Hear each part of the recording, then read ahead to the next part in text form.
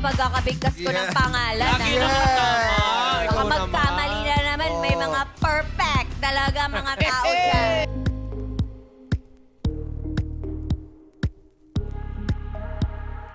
Nobody's Perfect, ito ang paulit-ulit na parinig ni Chinita Princess sa It's Showtime ngayong araw September 15. Matatandaan na nag-viral si Kim Chiu kamakailan nang magkamali ito ng bigas sa pangalan ng bandang Four of Spades. Kaya naman samut-saring pambabash ang inabot ng actress-host sa mga tagahanga ng nasabing banda. Noong nakaraang gabi nga ay nag-post pa ang actress ng kaniyang pahayag patungkol sa pagkakamali niyang ito.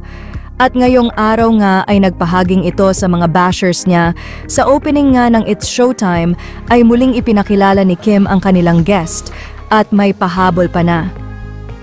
Ayan ha, tama na yung pagkakabigkas ko ng pangalan ha. Baka magkamali na naman, may mga perfect talaga na mga tao dyan.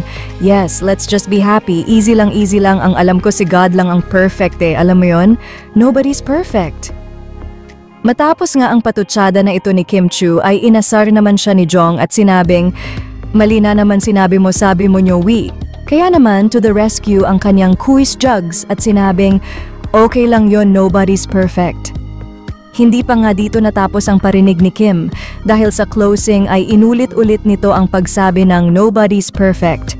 Masaya naman ang mga tagahanga ng actress anila ay nagiging matapang na si Kim sa pambabash sa kanya ng mga tao.